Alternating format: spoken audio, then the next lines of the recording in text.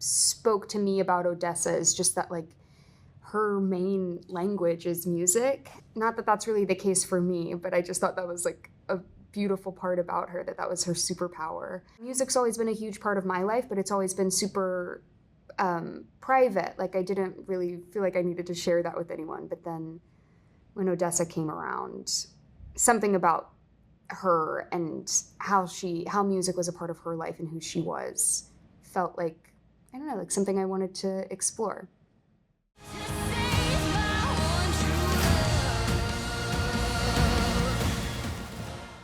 I was super scared, super scared, because especially just with the music aspect of it, because so much of the character is that and storytelling through music, which is something that I just haven't really done a lot of. So yeah, it was scary at first, but then once we started working with Jeremy and working on the songs, it all just kind of came together, and she came to life a bit.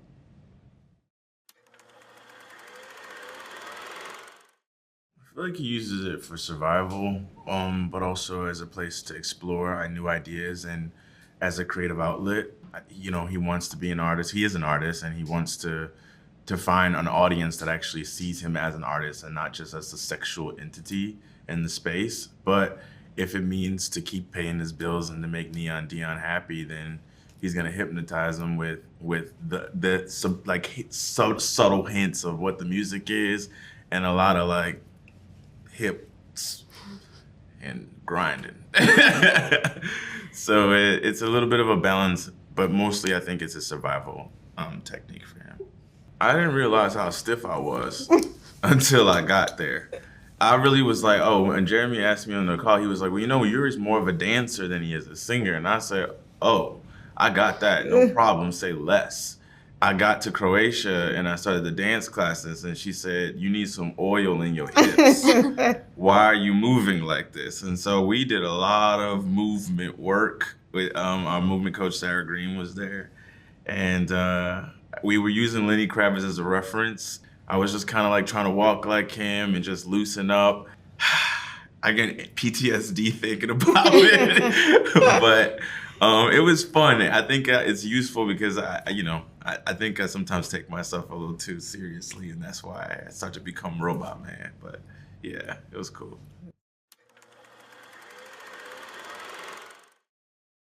I wanted her to feel the darkness, especially because there's so much light from Odessa, and Satellite City is not the most optimistic place.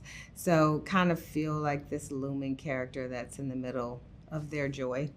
And I just talked to Jeremy and was like about looks, and we kind of exchanged it. And I think at some point I realized that I needed her to have no eyebrows, which I think the studio was like, this is no. But I was like, if you did it, it would make her almost devoid of whatever kindness, you know, because there's a lot of expression in people's brows. And then I think I didn't come up with the outfit, but I know that leather doesn't stretch.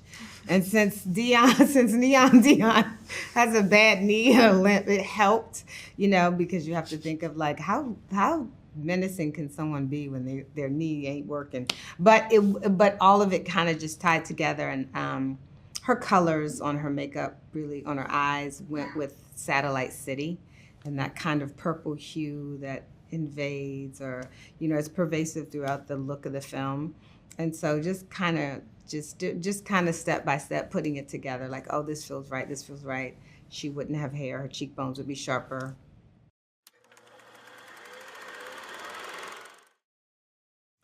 You know what? That was a lot of fun. I mean, I think it was really imperative because I have done so many comedies, and I've done like stuff that, I mean, you know, I think the meanest I got was Little, you know, but I'm not really.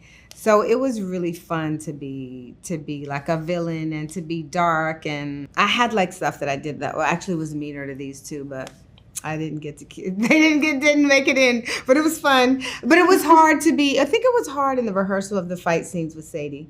Cause you know, she's so sweet. And I'm like, should we be doing that? But it was also really fun to be able to be bad.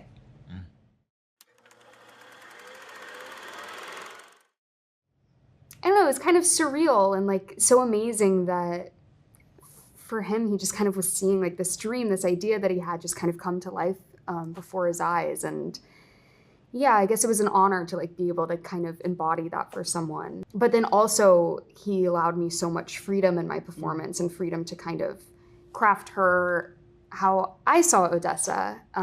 So yeah.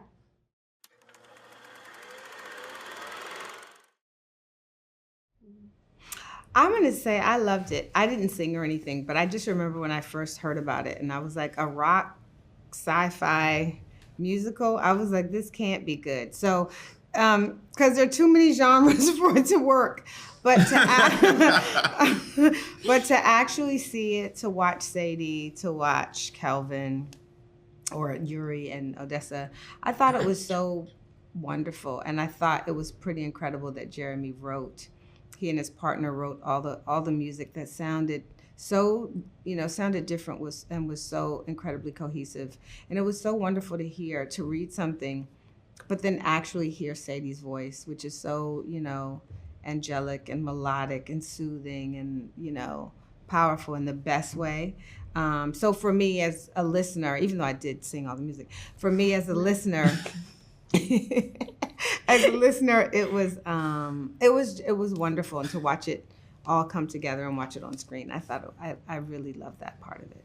I think it kind of helped in a weird way, because when you're breaking out into song, you're suspending reality, and there was already a lot of suspended reality just in the worlds that we were creating in. So the music was kind of like, it was like a tool for us. But yeah, definitely like a learning curve. Like I've never had to sing on set like that before. You had done it before. But no, that was a first for me, like the earwigs. I was like, what am I doing? What is this? But then after a while, it kind of became, like an armor in a weird way. Yeah, I think there's so much magic in music, and there's so much purity in it. You can't really hide when you're singing.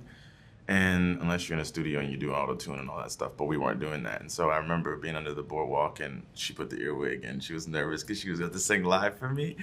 But it just created such an intimacy in a world where they're very afraid of intimacy. And I think Jeremy also sharing his like personal like insides, writing these songs and creating this music for this character that's so just open and wide-eyed and excited for life and opportunity. I think that bringing the music in that way with that sound, that folk sound, that rock sound, was exactly what the world of Satellite City and this movie needed. I don't know. I think that's what kind of tugs on the heartstrings for everybody when you're watching it, and kind of what got me really invested every day. So yeah, the music's special.